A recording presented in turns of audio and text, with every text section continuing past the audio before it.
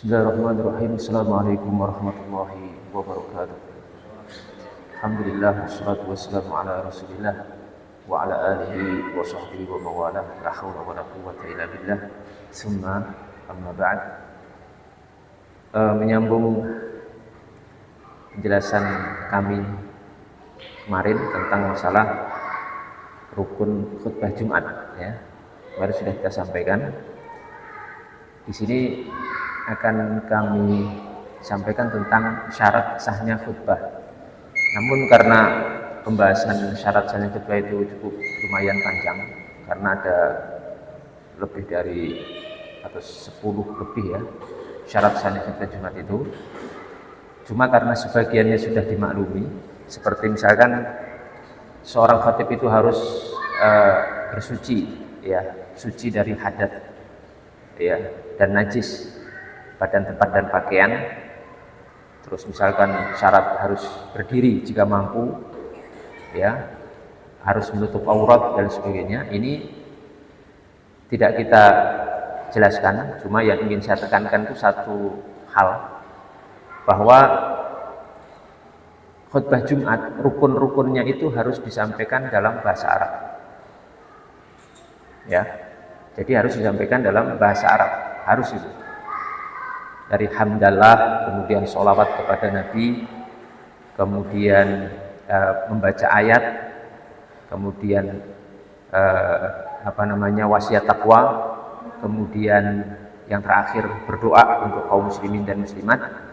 Itu rukun ini semuanya harus disampaikan dalam bahasa Arab.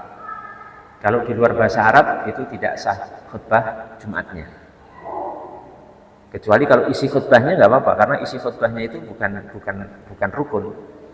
Misalkan isi nasihatnya, misalkan kita temanya misalkan berbakti kepada orang tua, misalkan tema khutbahnya, isinya disampaikan dalam bahasa Indonesia tidak masalah. Tapi rukunnya tadi, hamdalah, misalkan alhamdulillahirabbil alamin, misalkan seperti itu. Kemudian diganti segala puji bagi Allah, itu tidak sah, khutbahnya tidak sah. Ya, karena rukunnya itu seperti dalam sholat. Kalau kita sholat baca Al-Fatihah, ya, kita terjemahkan, itu enggak sah. Misalkan ayat pertama ya, alhamdulillahirabbil alamin, basmalah ya, bismillahirrahmanirrahim, alhamdulillahirabbil alamin. Kemudian kita terjemahkan dalam bahasa Indonesia dengan menyebut nama Allah yang Maha Pengasih lagi Penyayang, segala puji bagi Allah bagi semesta alam. Nah, ini enggak sah sholat kita. Makanya khutbah Jumat itu rukun-rukunnya harus dengan bahasa Arab. Alhamdulillah wassalatu wassalamu ala Rasulillah, misalkan minimal seperti itu. Kemudian qala Allah taala fi kitabil karim, apa ayatnya, kemudian disebutkan ayyuhal hadirun usikum wa iyaya bittaqwallah faqad fazal muttaqun. Kemudian nanti akhir di doa khutbah kedua dengan doa Allahumma ighfir lil muslimina wal muslimat wal mu'minina wal mu'minat. Itu harus dengan bahasa Arab. Kalau isi khutbahnya pakai bahasa Indonesia itu boleh. Seperti tema tentang masalah berbakti kepada kedua orang tua. Ini poin penting yang sengaja saya tekankan, saya penyebutannya ini sebagai syarat, itu syarat sahnya khutbah Jumat itu, karena sebagian kaum muslimin mungkin ada yang masih belum paham dan memahami khutbah Jumat itu seperti apa? Kultum. Ya, sebagai kultum atau ceramah biasa. Enggak, khutbah Jumat itu bukan kultum dan bukan ceramah biasa. Itu ada aturannya, ada syarat sahnya, ada rukunnya. Kemudian perlu kami sampaikan juga di sini, tambahan sedikit saja, pembukaan khutbah Jumat itu kan rukunnya adalah hamdalah, memuji Allah Subhanahu wa taala. Adapun redaksinya itu bebas, menyesuaikan tema atau kondisi sikon waktu itu, apa yang mau disampaikan. Jadi nggak ada redaksi khusus, karena ada yang memahami redaksinya itu harus innal hamdalillah nahmaduhu wa nasta'inuhu wa nastaghfiruh sampai akhir, ya, kullu bid'atin dhalalah wa kullu dhalalatin finnar, sampai akhir begitu. Seolah-olah harus ini tidak tepat. Itu hanya bagian dari pembukaan khutbah. Tapi apakah pembukaan khutbah Jumat itu? Tidak. Faktanya Nabi Muhammad SAW sendiri tidak mulazim tidak terus-menerus menggunakan redaksi itu. Kadang redaksi ini, kadang redaksi itu, kadang redaksi yang lain. Juga para sahabat, para tabi'in tidak ada yang melazimkan terus-menerus menggunakan redaksi innal hamdalillah. Bisa dicek dalam riwayat-riwayat dan hadis-hadis yang datang dalam masalah ini. Bahkan kalau saya teliti, para imam-imam, para ahli fikih dan para ahli hadis itu nggak ada yang mulazim. Kalau kita buka Sahih Bukhari, pembukaannya bukan innal hamdalillah nahmaduhu wa nasta'inuh. Kita buka Sahih Muslim, pembukaannya juga bukan itu. Termasuk kitab kutubus sittah yang lain, itu pembukaannya tidak memakai itu mana. Al-Hafidz Ibnu Hajar dalam Fathul Bari pembukanya juga tidak pakai innal hamdalillah, pakai redaksi lain. Mungkin alhamdulillahi wa kafa wa salatan wa salaman ala abdihil mustafa dan lain sebagainya. Bahkan ada seorang ulama di Saudi, namanya beliau itu Syekh Bakar Abu Zaid. Ulama Saudi, Syekh Bakar Abu Zaid itu malah menjelaskan sebenarnya redaksi innal hamdalillah sampai akhir itu satu redaksi pembukaan yang diperuntukkan untuk khutbah nikah. Bukan untuk ceramah biasa, tapi khusus untuk khutbah nikah. Dalam riwayat Sunan Abu Dawud itu redaksinya untuk khutbah nikah mana? Ya, menurut keterangan beliau ya. Bukan saya, tapi menurut keterangan beliau itu bisa dicek ya di kitab-kitab beliau dijelaskan bahwa pembukaan innal hamdalillah itu untuk khutbah nikah. Kalau ada pernikahan yang menikahkan itu kan ada biasa wasiat, itu khutbahnya pakai itu. Malahan seperti itu, bisa dicek di buku beliau.